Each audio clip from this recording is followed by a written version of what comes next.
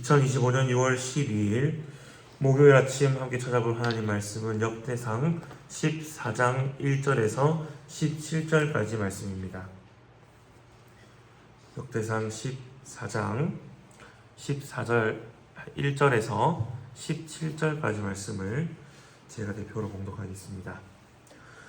두로왕 히람이 다윗에게 사신들과 백향목과 석수와 목수를 보내 그의 궁전을 건축하게 하였더라. 다윗이 여호와께서 자기를 이스라엘의 왕으로 삼으신 줄을 깨달았으니 이는 그의 백성 이스라엘을 위하여 그의 나라가 높이 들림을 받았음을 알미었더라. 다윗이 예루살렘에서 또 아내들을 맞아 다윗이 다시 아들들과 딸들을 낳았으니 예루살렘에서 낳은 아들들의 이름은 삼모아와 소박과 나단과 솔로몬과 이팔과 엘리수아와 엘벨렉과 노가와 네벡과 야비아와 엘리사마와 브엘랴다와 엘리벨렛이었더라. 다윗이 기름 부음을 받아 온 이스라엘의 왕이 되었다 함을 블레셋 사람들이 듣고 모든 블레셋 사람들이 다윗을 찾으러 올라오매 다윗이 듣고 대항하러 나갔으나 블레셋 사람들이 이미 이르러 르바임 골짜기로 쳐들어온지라.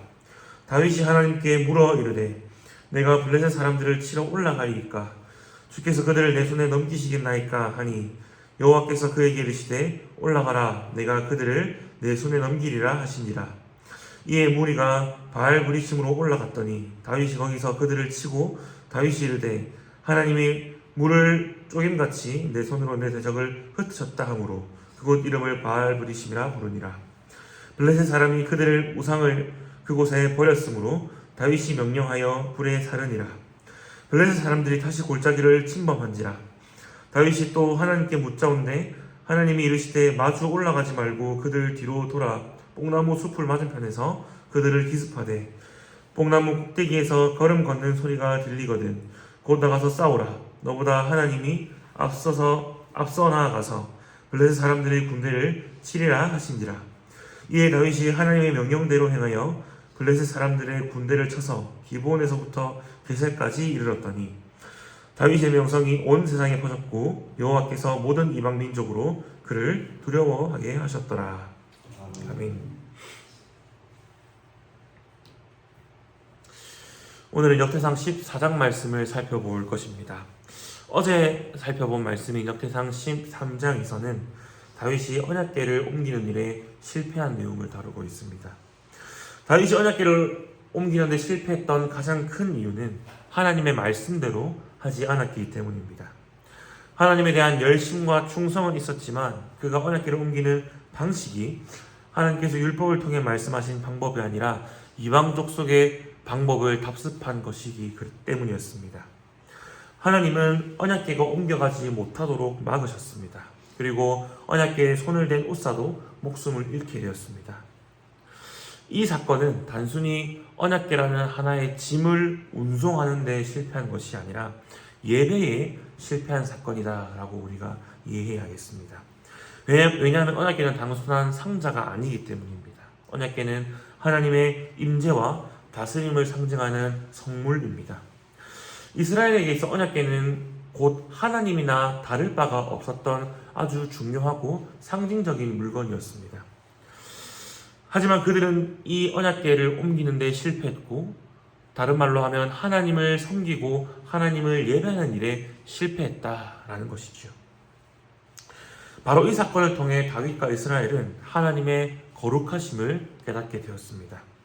인간이 아무리 열심과 충성을 다하여도 그것이 하나님께서 받으실 만한 것이 되지 못한다라는 사실을 깨닫게 된 것입니다. 우상을 숭배하는 인간은 신을 지극정성으로 섬기면 신을 감동시킬 수 있다고 생각합니다. 신의 마음을 움직이고 신을 기쁘게 해서 끝내는 인간이 원하는 것을 얻어낼 수 있다고 생각하는 것입니다. 이것이 바로 우상 숭배에 깔려있는 인간의 심리입니다. 하지만 우리 하나님은 그런 방식으로 움직이시는 분이 아니십니다. 또한 그렇게 섬겨야 할 분도 아닙니다. 왜냐하면 하나님은 거룩하신 분이기 때문입니다. 죄인이 함부로 하나님의 뜻을 넘겨 짚어서 섬길 수 있는 그런 분이 아니십니다. 인간이 하나님을 바르게 섬길 수 있는 유일한 방법은 바로 하나님의 뜻대로 섬기는 것입니다. 그래서 인간이 거룩하신 하나님을 섬기기 위해선 가장 먼저 하나님의 뜻을 구해야 합니다. 하나님께 묻고 하나님께 여쭈어야 한다라는 것입니다. 다윗은 바로 이 지점에서 실수했습니다. 13장에서는 다윗이 하나님께 묻지 않았습니다. 그래서 오늘 14장에 와서는 다윗이 변화하고 있습니다. 하나님께 여쭈어 봅니다. 14장에서 핵심적으로 나타나는 사건은 블레셋 침략 그리고 전쟁에서의 승리도 있겠지만 가장 먼저는 다윗이 하나님께 여쭈게 된다는 사건입니다. 14장이 기록된 이유도 바로 이 사실을 강조하기 위함입니다. 단순히 문맥상의 흐름으로만 보면 14장에서 블레셋 침략 이야기가 등장하는 것은 좀 어색하게 느껴집니다.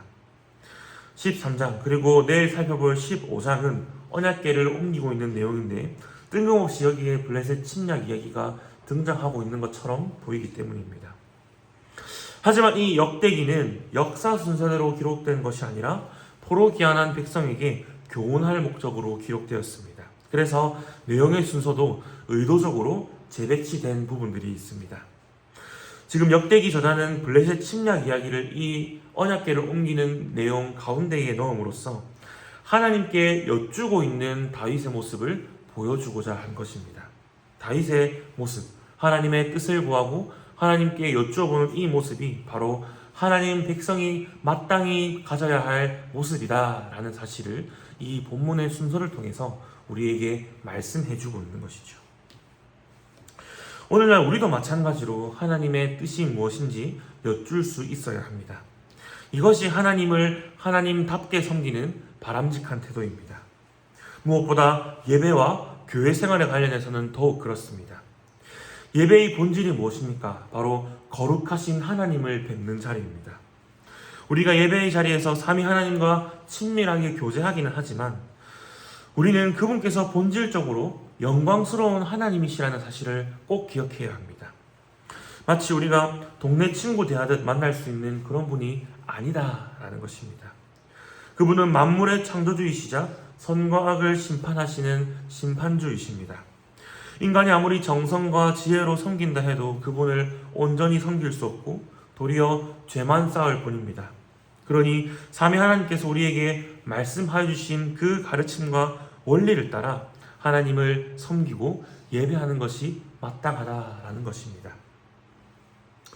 하지만 이렇게 하나님의 뜻을 구하고 하나님께 뜻을 여쭌다는 것이 마치 무당이 점치듯 그리고 예언자가 신탁을 받듯이 하나님의 뜻을 알아맞추라는 의미는 결코 아닙니다. 사실 하나님께서는 자신의 뜻이 무엇인지 선명하게 그리고 모든 백성들에게 드러내 주셨습니다. 바로 율법을 통해서 그리고 계명의 말씀들을 통해서 말이죠. 이스라엘이 언약궤를 옮기고 있었습니다. 이 언약궤 안에 무엇이 들어 있었습니까? 바로 10계명의 두 돌판이 들어 있습니다. 10계명의 1계명에서 4계명이 하나님의 뜻을 가르치고 있습니다. 성경을 통해 하나님의 존재와 뜻을 깨닫고 하나님께서 알려주신 뜻대로 말씀대로 하나님을 예배하라. 이것이 1에서 4계명이 알려주는 원리인 것이죠. 뿐만 아니라 우리의 삶에서도 이 계명의 말씀을 똑같이 적용할 수 있어야 합니다. 예배만 하나님 뜻대로 드리고 삶은 내 마음대로 사는 것은 결국에는 하나님께 여쭙지 않은 것과 같습니다. 왜냐하면 예배를 드리는 나와 일상을 사는 나가 분리된 존재가 아니기 때문입니다. 5에서 10계명도 마찬가지로 우리에게 하나님의 뜻을 가르치고 있습니다. 우리는 하나님께서 이미 알려주신 하나님의 뜻을 통해서 율법과 또 하나님의 계명의 말씀 또 나아가 전체 성경에 계시된 말씀을 통해서 하나님의 뜻을 부지런히 묵상할 수 있어야 합니다. 그리고 하나님의 뜻을 여쭈기 위해서 그 뜻대로 살도록 다짐하기 위해서 기도할 수 있어야 하는 것입니다. 오늘 아침 우리도 하나님의 말씀과 뜻이 무엇인지를 기도로 여쭙고 또 그 뜻대로 살아가길 다짐하시는 오늘 성도님들 되시기를 바랍니다. 이처럼 하나님은 우리가 자신의 뜻을 묻기 원하십니다. 하지만 하나님은 우리에게 요구하시기만 하는 분이 결코 아닙니다. 오히려 하나님은 실패하고 범죄한 인생을 도우시고 손을 내밀어 주시는 분입니다. 14장에는 하나님께서 다윗과 이스라엘에게 행하여 주신 일들이 함께 기록되어 있습니다. 가장 먼저로는 1절 말씀처럼 이방 왕을 통하여 다윗의 왕궁을 건축하게 하신 일입니다. 이는 하나님께서 다윗의 왕조를 세워가시되 주권적으로 그리고 굳건하게 세워가신다는 사실을 나타내고 있습니다. 또한 2절의 말씀처럼 다윗으로 하여금 자신의 왕권이 하나님으로부터 왔음을 깨닫게 하여 주십니다. 나아가 다윗이 많은 아내와 자녀를 갖게 됩니다. 이를 오늘날의 기준으로 해석해서 다윗이 일부 다처제를 행하고 있다, 이렇게 윤리적인 관점으로 볼 것은 아닙니다. 이 말씀은 하나님께서 아담과 아브라함을 향하여 하신 약속, 곧 많은 후손을 얻어 번성케 될 것이라는 그 약속이 지금도 여전히 성취되어 가고 있음을 보여주고 있습니다. 자기 백성을 향한 하나님의 약속이 여전히 신실하게 이루어져 가고 있다, 하나님께서 그 약속을 친히 이루어가고 계신다라는 것을 이 말씀을 통해서 보여주고 있는 것입니다. 하지만 무엇보다 가장 결정적인 장면은 바로 블레셋과 있었던 두 번의 전쟁에서 이스라엘을 이기게 하신 사건입니다. 하나님은 다윗이 블레셋의 침략을 앞두고 다윗이 하나님께 묻고 있고, 그리고 하나님은 다윗으로 하여금 블레셋과 싸우게 하십니다. 하지만 이 싸움은 이스라엘의 군사적인 유능함에 있지 않았고 하나님의 주권적인 싸움과 전투에 있었습니다. 11절의 말씀을 보니 하나님이 물을 쪼갰같이 대적을 흩으셨다, 그리고 바알브리심이라고 지명을 붙입니다. 하나님께서 물을 쪼갰같이 대적을 흩으셨다라고 말합니다. 홍해에서 물을 쪼개어 대적을 무찔러 주셨던 하나님께서 지금 블레셋 또한 마찬가지로 친히 싸우고 친히 무찔러 주고 계신다라는 것입니다. 하나님은 자기 백성을 지키고 보호하실 뿐만 아니라 직접 싸우시고 대적을 친히 무찌르시는 만군의 여호와이십니다. 우상들을 불타게 함으로 친히 자신의 대적을 싸우시고 자신의 대적을 무찌르시는 하나님이다라는 것이죠. 이처럼 하나님은 다윗과 이스라엘 같은 죄인들에게 먼저 손을 내미십니다. 그리고 그들을 위하여 일하여 주십니다. 이는 모든 하나님의 백성들에게 동일하게 나타나는 하나님의 역사하심입니다. 하나님은 예수 그리스도를 이 땅 가운데 보내셔서 인간의 가장 큰 대적인 죄와 사망의 권세를 무찌르셨습니다. 그리고 우리의 가장 큰 대적인 죄가 우리에게 틈타지 아니하도록, 우리를 유혹하고 우리를 무너뜨리지 못하도록 교회와 말씀을 통해 우리를 지키고 보호하여 주십니다. 우리가 죄의 유혹을 이겨내고 말씀대로 살기를 소원하는 것, 말씀 읽기를 즐겨하고 말씀 깨닫기를 기뻐하는 것, 그리고 말씀에 순종하고자 하는 이 마음은 하나님께서 지금 나를 위하여 일하고 계신다는 가장 확실한 증거입니다.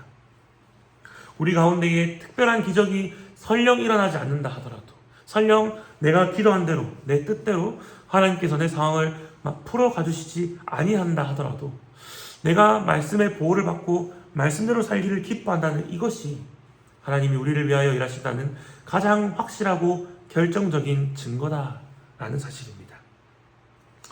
바로 이 사실 때문에 우리는 오늘도 하나님의 백성으로서 하나님의 백성답게 살아갈 수 있습니다. 오늘 아침 우리가 하나님의 뜻을 여쭙고 또한 하나님께서 우리를 위하여 일하고 계신다는 이 사실로 인하여 우리가 용기와 평안을 얻을 수 있기를 바랍니다. 그리하여서 우리가 하나님의 말씀에 순종하는 자, 하나님의 백성다운 자로 살아갈 수 있도록 하나님 앞에 기도하시고 또 그렇게 살아가실 수 있는 우리 모든 성도님들 되시기를 주님의 이름으로 축복합니다. 함께 말씀을 위해 기도하시고 목요일 공적 기도 제목은 교회 직분을 위한 기도입니다.